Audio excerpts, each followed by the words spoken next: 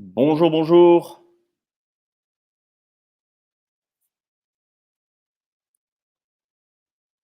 Voilà, je vois que on a des gens donc qui sont en train de se connecter. Je vais donc attendre encore 1 ou 2 minutes, si c'est bon pour vous, pour que les gens continuent de se connecter et puis on démarrera à ce moment-là.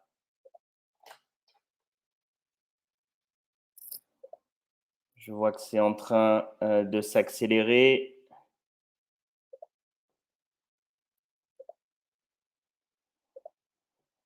Voilà, les gens sont plutôt à l'heure, donc ça, c'est très bien. En tant que presque Suisse, on aime bien ça.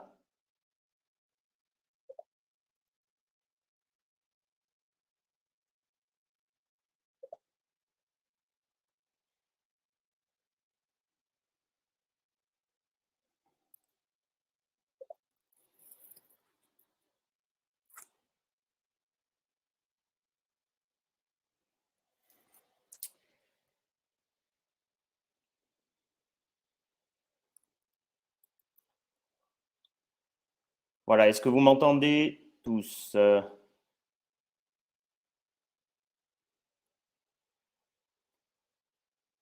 Parfait. Je vois qu'il y a même les petits emojis qui sont actifs. Donc ça, c'est très, très bien. J'invite également Christophe Tunica, qui est un de nos speakers, à me rejoindre sur scène. Donc pour ça, il suffit, Christophe, de cliquer en bas de ton écran sur participer et puis tu pourras donc me rejoindre sur scène. Me Et voilà. parfait. Bonjour Christophe. Bonjour, bonjour à tous. Merci d'être parmi nous. On va commencer. On a une petite minute de retard. Je vous explique peut-être un petit peu le format de ces webinaires. L'idée, on va faire une petite présentation de 1 ou 2 minutes sur Neofa. Christophe, notre intervenant, va faire une petite présentation sur son cabinet. Et puis ensuite, on fera 30 minutes consacrées exclusivement à l'investissement locatif. Et vous pourrez, au bout de ces 30 minutes, via le chat, on laissera encore 10 minutes de questions où vous pourrez évidemment être libre de poser toutes les questions que vous le souhaitez. Alors peut-être quelques mots sur Neofa pour commencer. Mon nom est Nicolas Delorme et je suis un des cofondateurs de la plateforme Neofa. Euh, En fait, Neofa, ça vient d'où? On a tous connu ce moment où on a un besoin de conseils financiers, que ça soit pour de la retraite, pour du placement, que ça soit financier ou immobilier, pour de la succession, structurer son patrimoine. Premier réflexe qu'on a tous, sans exception, prendre notre téléphone, on appelle notre banque. Qu'est-ce qui se passe? 99% du temps, il n'y a personne qui répond. C'est malheureux, mais c'est comme ça.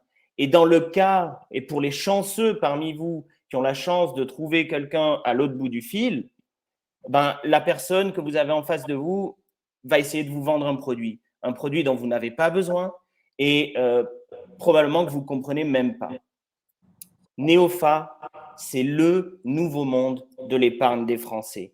On souhaite que chaque épargnant français ait accès à un gestionnaire de patrimoine indépendant, que chaque épargnant et chaque conseiller ait les outils nécessaires pour créer, développer et gérer son patrimoine.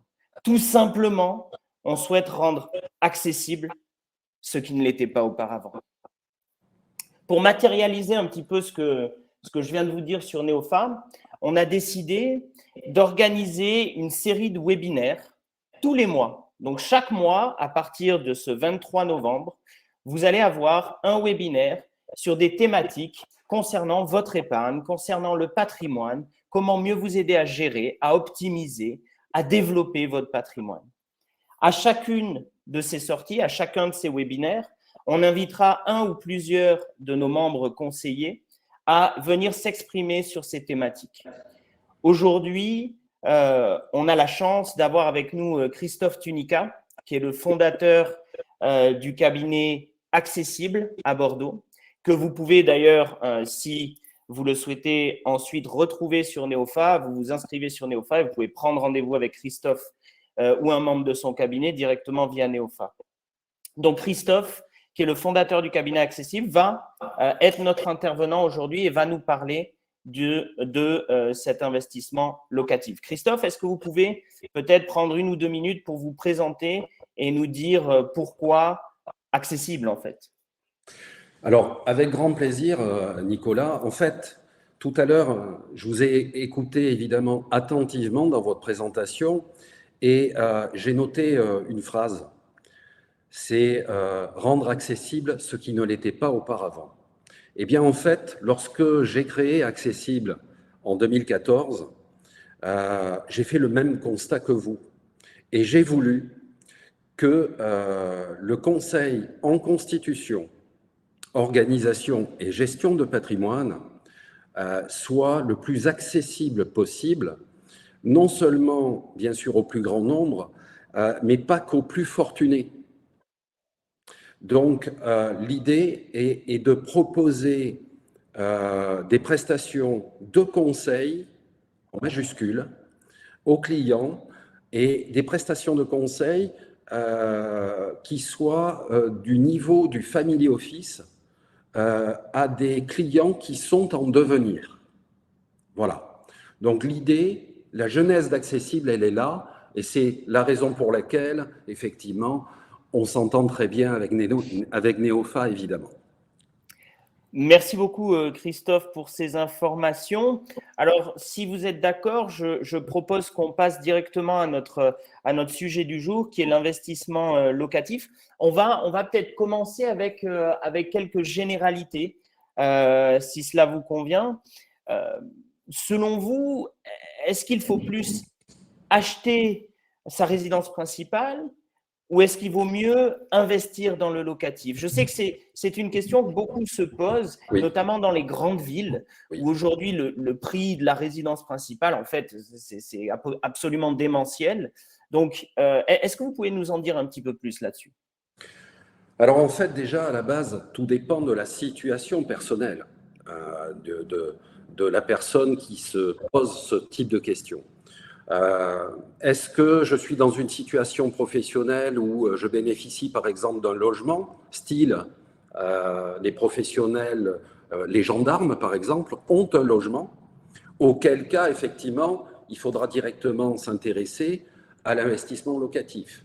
Est-ce que je bénéficie d'un logement avec un loyer, avec un niveau de prix forcément intéressant qui fait que j'ai envie de rester sur ce logement parce que mon loyer est pas cher.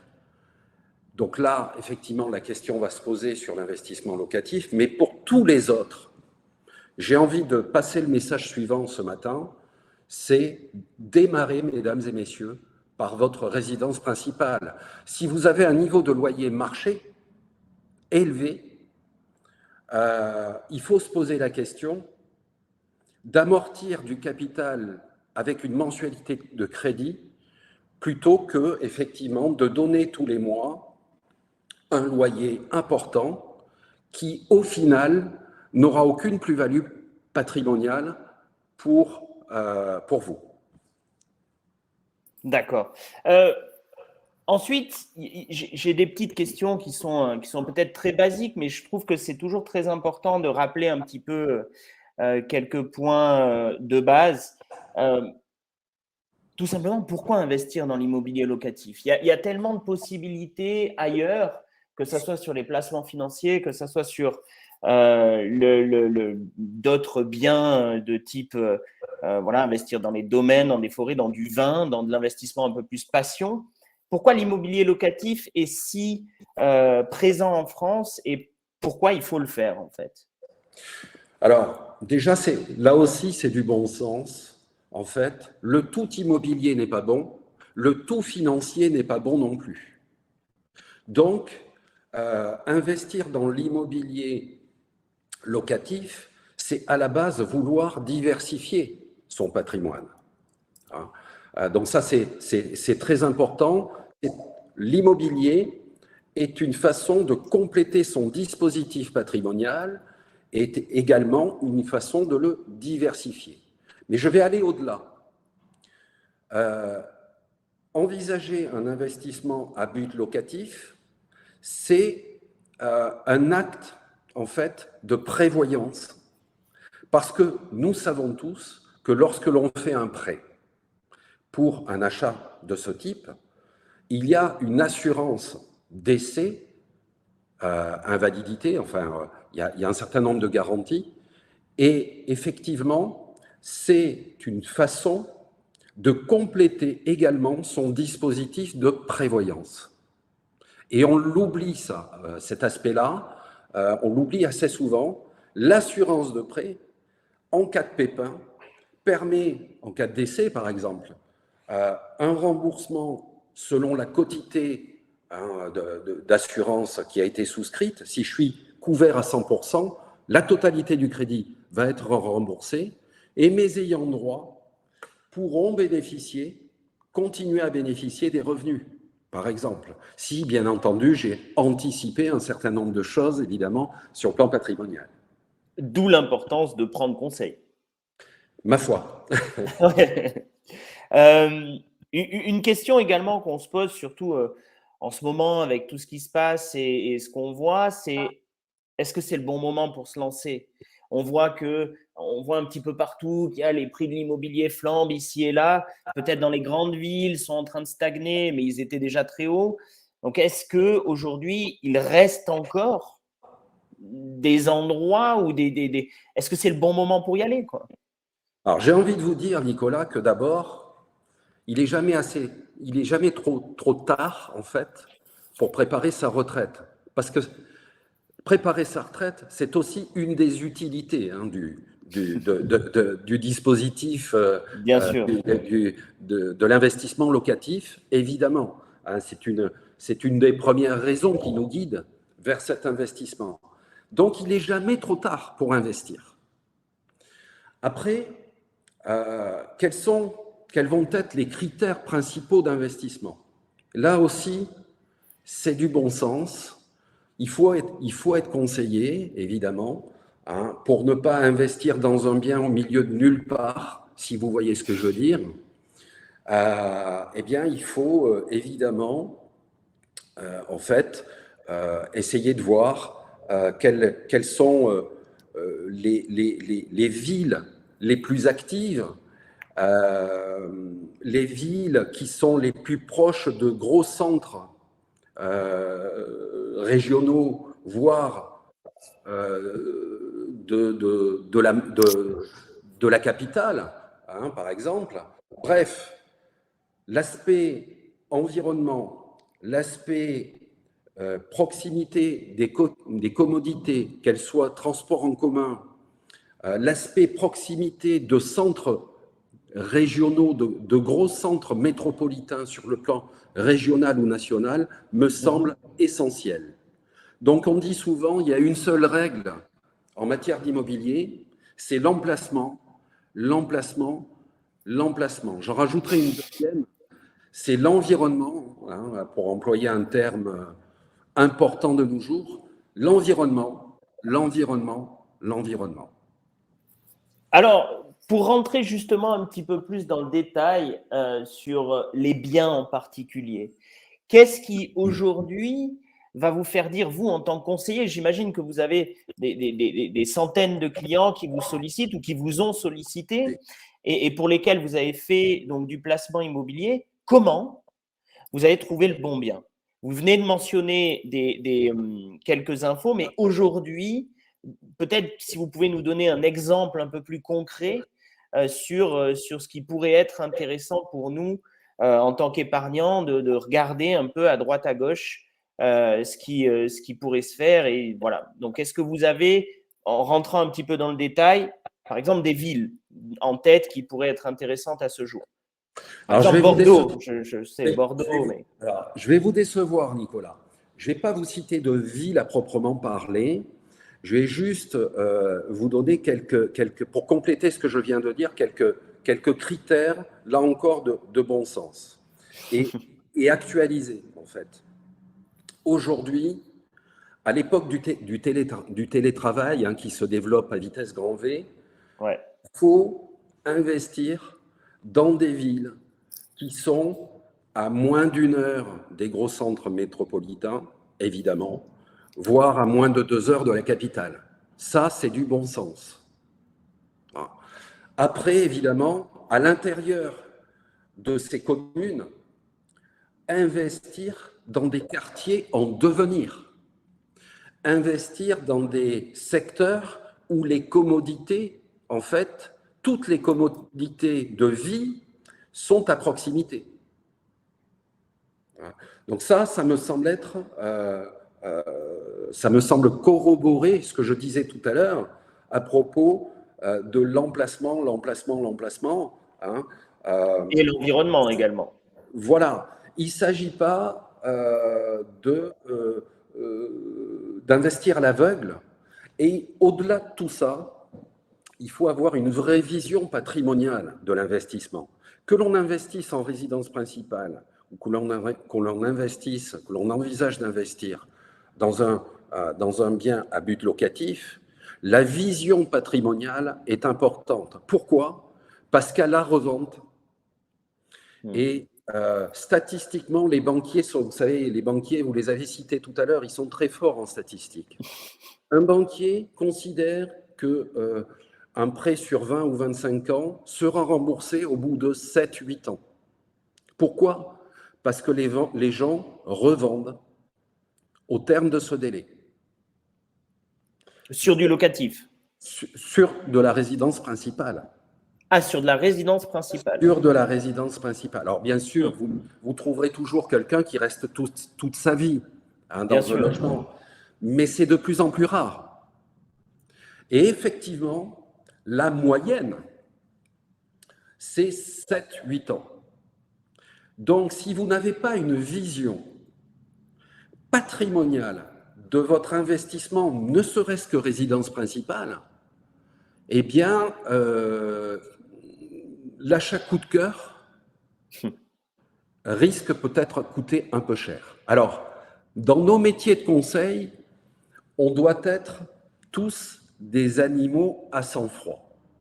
Évidemment qu'en matière de résidence principale, il y a tout cet aspect cœur, il y a tout cet aspect sentimental qui peut jouer, mais attention quand même à essayer quand même de regarder où j'investis dans ma résidence principale pour qu'à la revente, je n'ai pas de mauvaise surprise.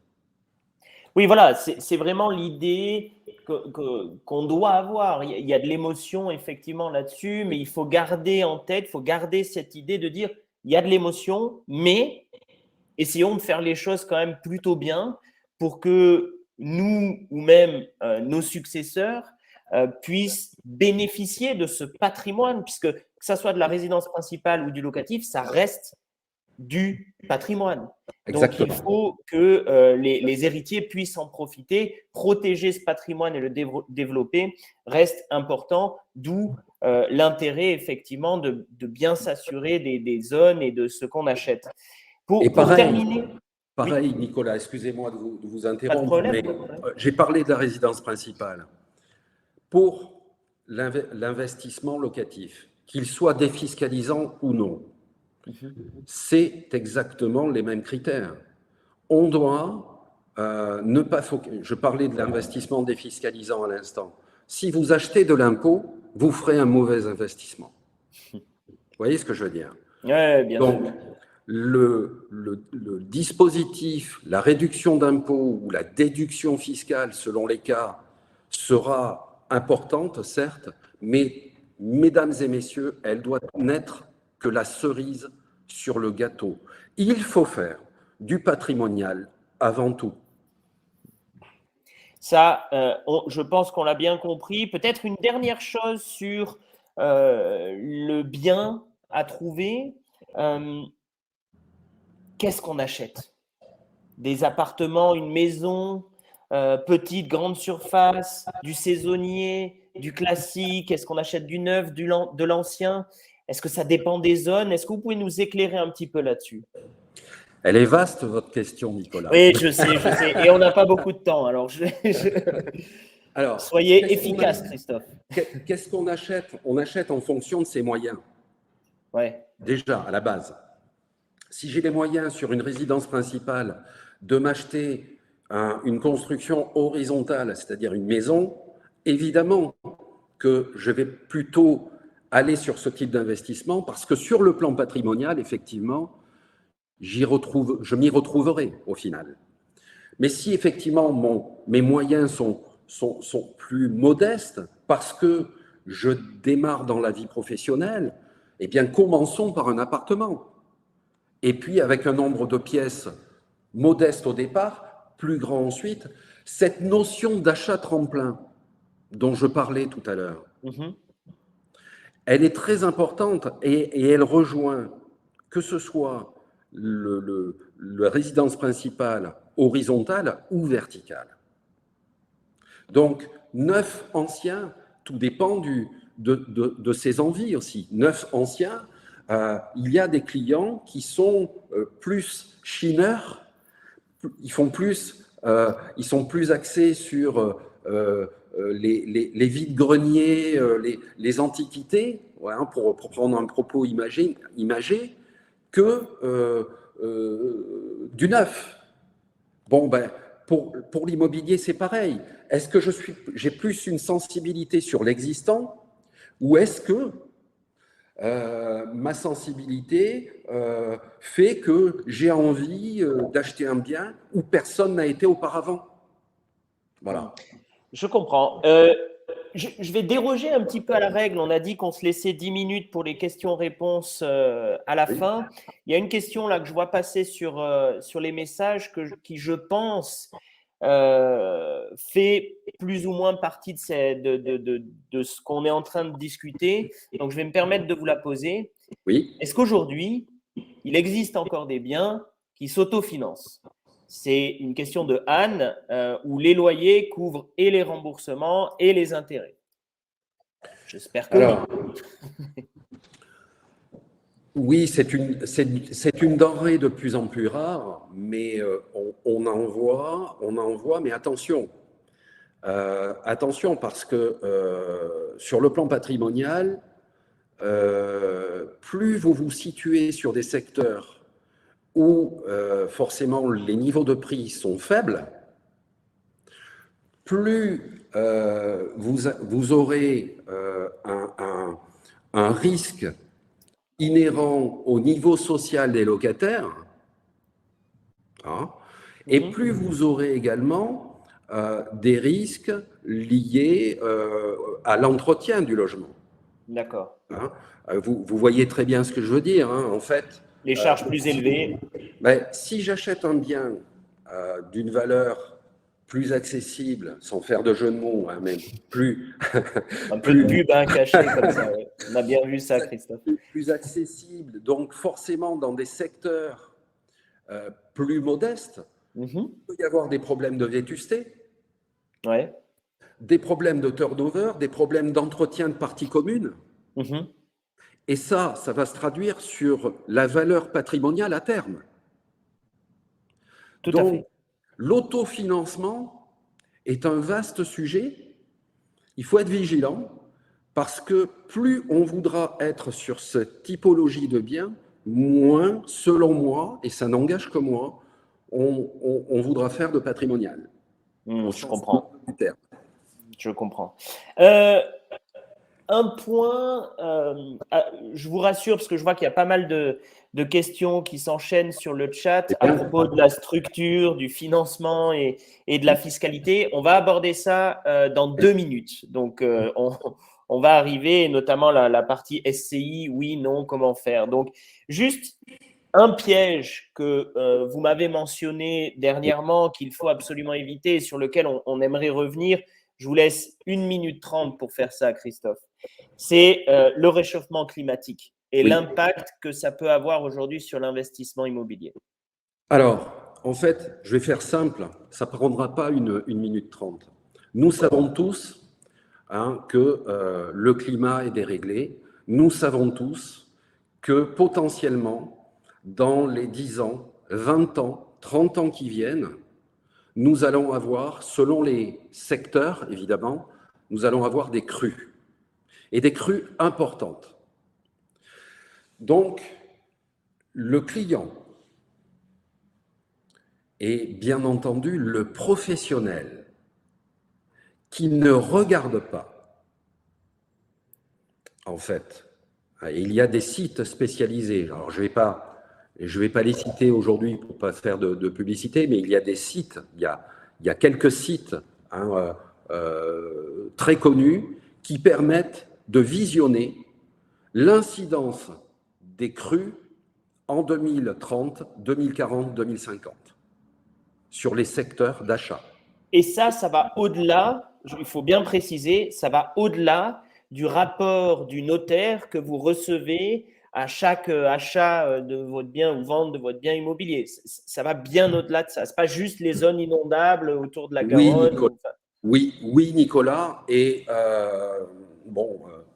sans être un ayatollah, je considère que le législateur devrait rendre obligatoire dans l'ensemble des diagnostics que nous devons avoir lorsqu'on nous achetons un bien immobilier, devrait rendre obligatoire les crues, une vision des crues par tranche de 10 ans sur le secteur d'achat. Ça me semble du bon sens. Et en tout cas, le professionnel qui ne mentionne pas ces aspects lorsqu'il vend un bien immobilier, qu'il soit neuf ou ancien, ben aujourd'hui, son devoir de conseil peut être mis à mal.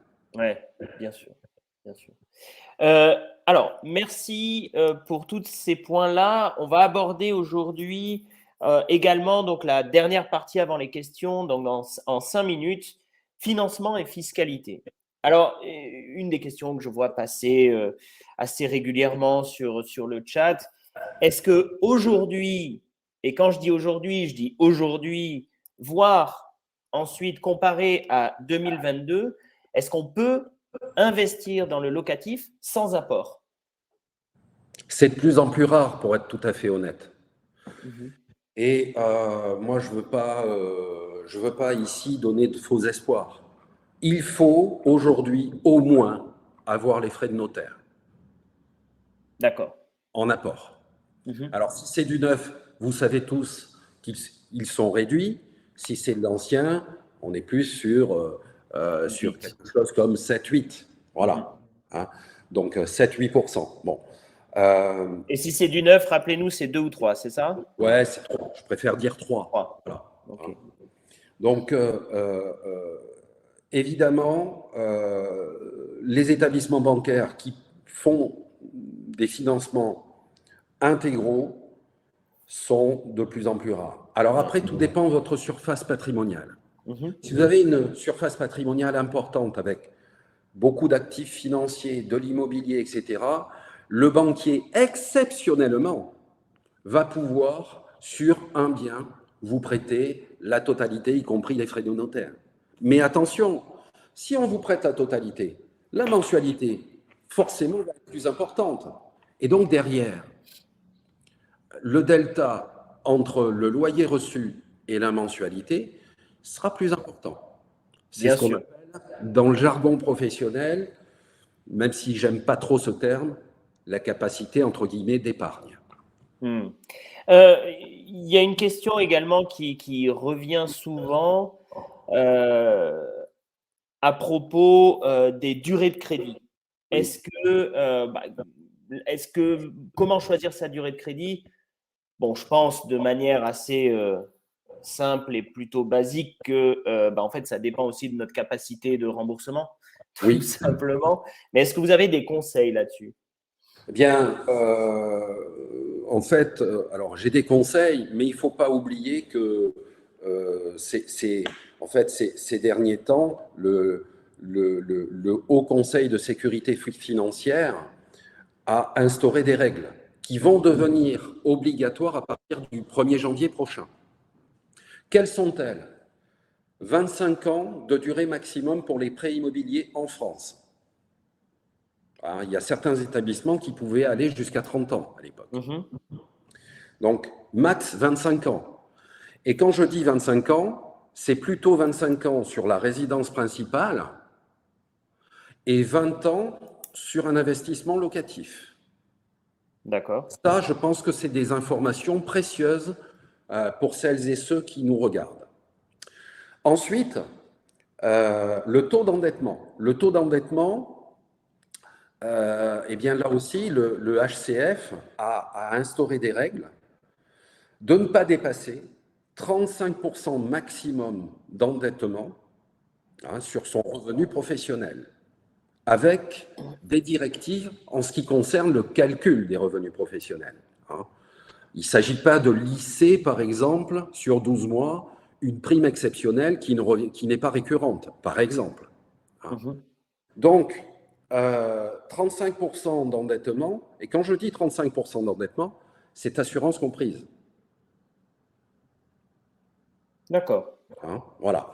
Donc, je répète, 35% d'endettement max, 20 ans de durée max pour les investissements locatifs, 25 ans de durée maximum pour les investissements en résidence principale. Voilà. Quel est l'intérêt dans tout ça? Parce qu'évidemment, je vois beaucoup passer SCI, SCI, SCI, SCI. Oui. Quel est l'intérêt dans tout ça de faire une SCI? Est-ce qu'il faut, voilà, à chaque fois constituer une SCI par investissement ou tout détenir sous la même SCI? Quels sont les avantages d'avoir une SCI en fait? Et ensuite, on passera aux questions.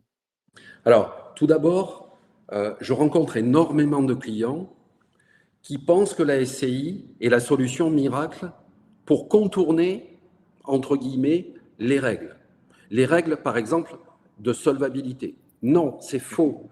Une société civile immobilière va emprunter, mesdames et messieurs, à votre place, certes, mais vous allez devoir vous porter caution pour la personne morale qu'est la société civile immobilière, et le banquier va être obligé, dans son process, de prendre en compte les revenus d'un côté, les charges de l'autre, de chaque associé de la société civile.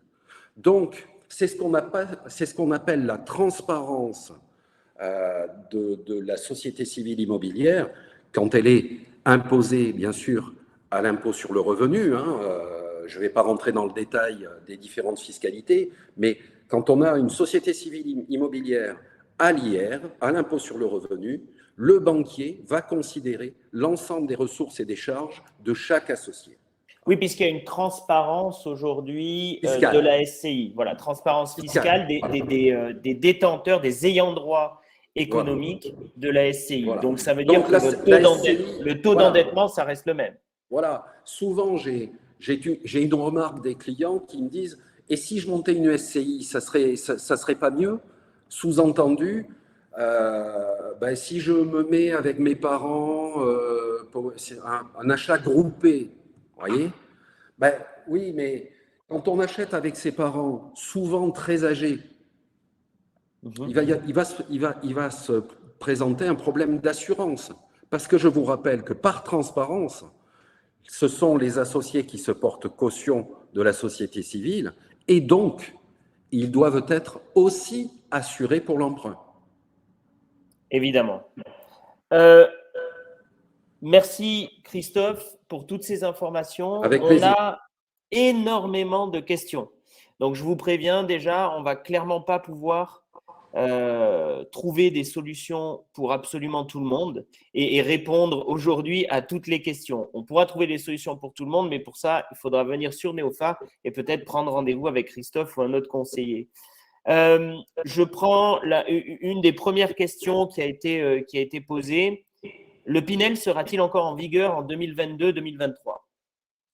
Alors oui, en 2022 pour les mêmes taux de réduction d'impôts. À partir de 2023 et 2024, c'est un peu la peau de chagrin, puisque les taux de réduction d'impôts qui seront proposés alors seront diminués. Voilà. Hein. D'accord. De, de Aujourd'hui, quel ordre? aujourd'hui, on est à 2% par an, hein, de réduction d'impôt sur les 6 ou 9 premières années. Mhm. D'accord? Et ensuite, à partir de la 10e année jusqu'à la 12e, on est à 1% par an. Exemple, hein, pour que vous puissiez visualiser, je réalise un achat de 200 000 euros, hein, tout inclus. Eh bien, je vais avoir une réduction d'impôt, réduction directe du montant de mon impôt à payer, de 4 000 euros pendant 6 ou 9 ans, 4 000 euros par an. Oui. Et ensuite, à partir de la 10e année, je vais avoir donc 2 000 euros par an, hein, 10e, 11e et 12e année. Voilà. D'accord. À partir de 2023, on n'est plus à 2%, on est à 1,75. Hein, 1,75% donc sur les 6 ou 9 premières années, voilà, et 1,5% ensuite. D'accord. D'accord? Euh, Voilà. Et c'est- 2024, c'est encore plus faible. 1,5%, hein, 1,5%, 1%,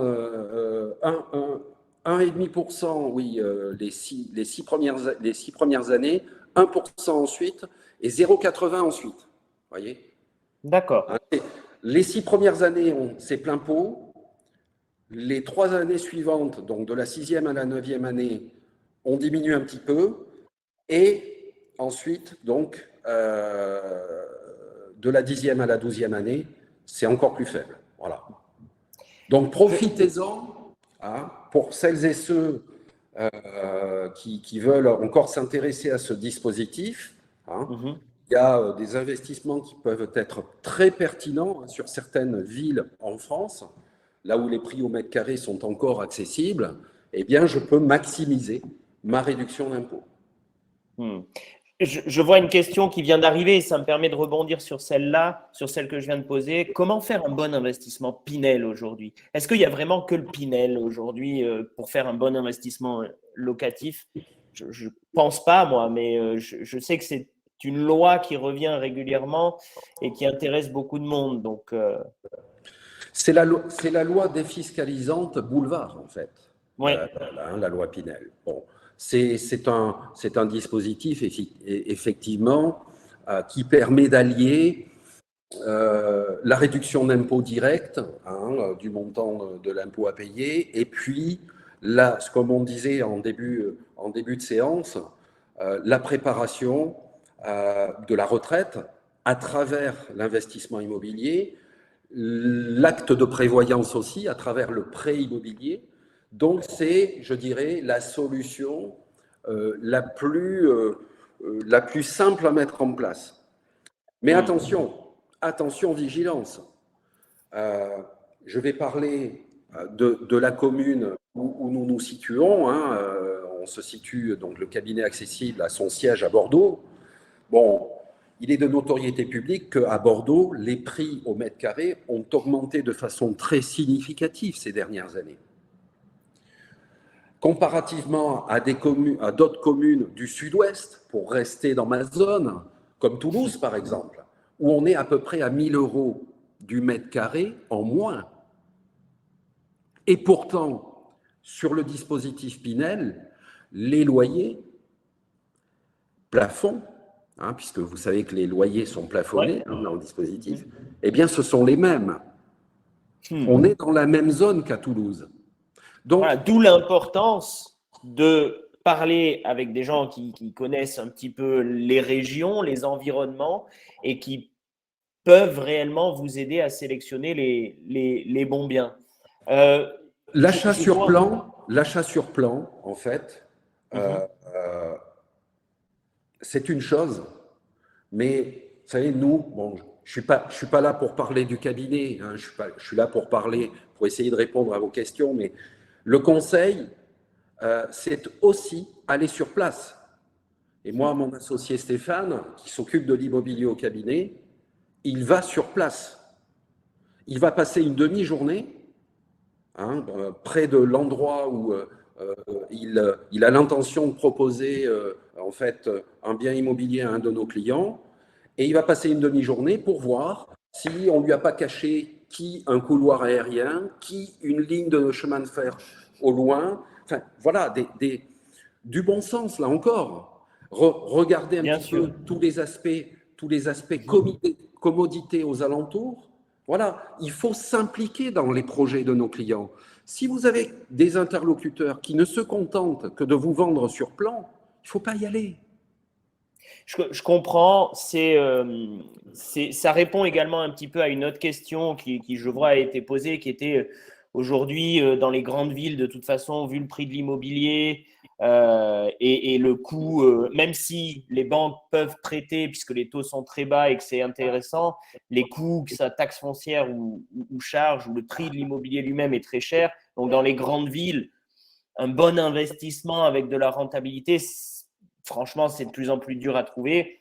Et peut-être qu'il faut se tourner vers des agglomérations de taille un petit peu plus petite qui vont nous permettre, comme vous venez de donner l'exemple entre Bordeaux et Toulouse, qui nous permet déjà de gagner quelques points de rentabilité là-dessus. Donc ça, c'est très bien. Je prends par contre une dernière question puisque ça fera 45 minutes et c'est ce qu'on a prévu et je ne veux surtout pas prendre plus de votre temps à vous tous qui nous regardez aujourd'hui. Dernière question.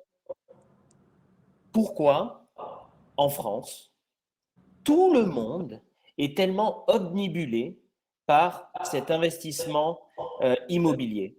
À titre personnel, voilà, je raconte un peu ma vie, mais j'ai travaillé un petit peu partout dans le monde. J'ai eu la chance. Et c'est vrai que cet investissement immobilier est quand même extrêmement présent en France. Oui. Donc, qu'est-ce qui fait que les gens vont plutôt se tourner vers l'immobilier, peut-être moins que vers du placement financier? Et vous avez 2 minutes 30 pour répondre. Alors, en fait, il y a plusieurs éléments.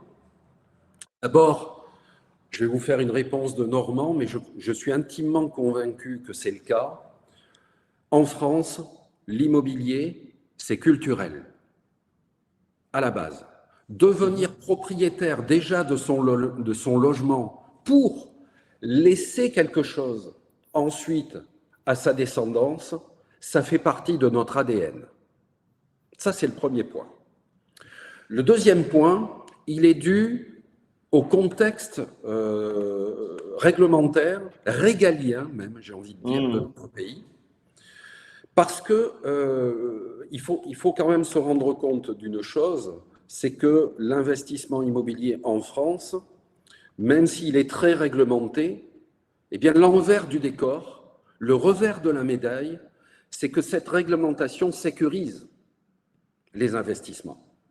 Et cet aspect sécurisation des investissements, en fait, est très important. Et je rencontre énormément de clients qui préfèrent investir dans l'immobilier que plutôt sur les marchés financiers. On commence par l'immobilier. Le financier, on verra après.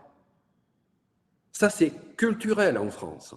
Et c'est culturel parce qu'il y a un environnement réglementaire qui sécurise énormément les achats, énormément la propriété. Vous savez que le droit de propriété en France, c'est quelque chose d'absolument sacré et qui permet aussi, ensuite, avec des notions comme le démembrement de propriété, de transmettre et de réaliser des transmissions, voire intergénérationnelles. Oui, donc on a tout un cadre Oui. qui favorise l'investissement immobilier et qui sécurise cet investissement immobilier, Oui. chose qu'on a peut-être un petit peu moins sur les placements financiers qui font du coup de facto un petit peu plus peur pour les personnes. Puis j'imagine que derrière, il y a aussi une notion de pouvoir toucher ce qu'on achète, tout simplement. J'achète un bien, il est là, il est devant moi. Ben voilà, je sais ce que j'ai acheté. Je sais que je n'ai pas rien.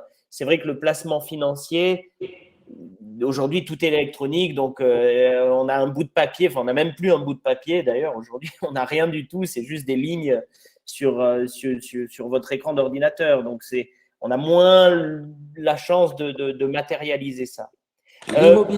L'immobilier, c'est palpable.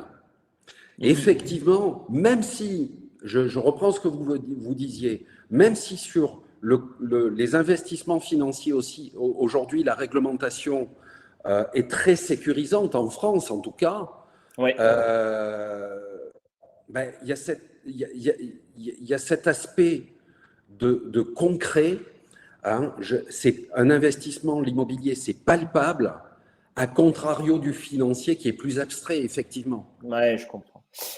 Christophe, merci pour toutes ces informations. Il y a encore peut-être 20 ou 30 questions hein, qui sont là dans la liste, mais malheureusement, on va avoir du mal à répondre à tout. Une petite dernière pour la route. Allez, si vous voulez, bougez pas, j'en prends une dernière. Alors, qu'est-ce qu'on a Alors, voilà, il y en a une. Quand on met son appartement récemment acheté, résidence principale en location, pour un départ à l'étranger, l'appartement devient-il une résidence secondaire? Est-ce que les loyers perçus sont imposables? Et si oui, quel en est le taux? Question, je pense, assez basique et que vous devez rencontrer de temps en temps, mais voilà. Alors, en fait, je pars à l'étranger, je perçois des revenus en France. Ces revenus issus donc du patrimoine hein, sont des revenus qui sont imposables en France. Hein, voilà. Après, tout dépend le régime fiscal qui est adopté. Hein. Si je pars définitivement, donc je suis définitivement non résident, je vais avoir un taux d'imposition forfaitaire. Hein, qui va être le taux marginal d'imposition avec un minimum hein, pour les non-résidents de 20% sur ce qui est perçu en revenu du patrimoine. Voilà. Et évidemment, ça n'est plus la résidence principale. Hein, puisque ma résidence principale, j'ai élu domicile, hein, j'ai fait un choix de résidence à l'étranger. Donc ce bien devient évidemment une résidence secondaire louée.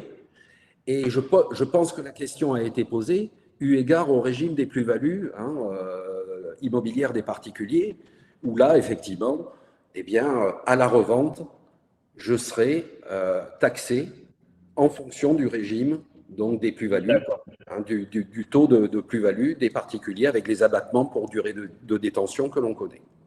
Parfait. Christophe, merci beaucoup. C'était vraiment un plaisir de vous avoir parmi nous aujourd'hui.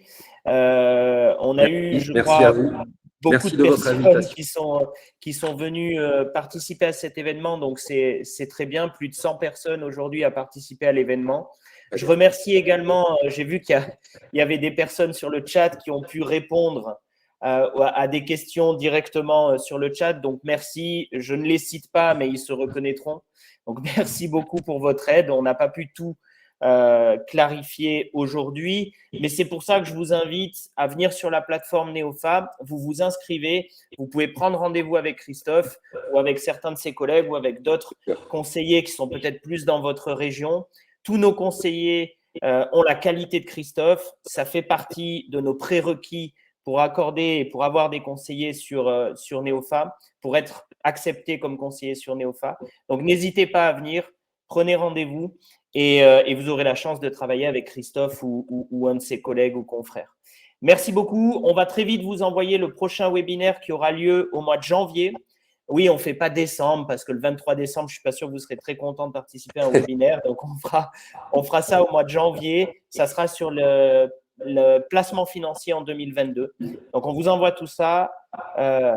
Merci beaucoup et on espère vous voir aussi nombreux la prochaine fois. Bonne journée. Merci à tous. Au revoir. Au revoir.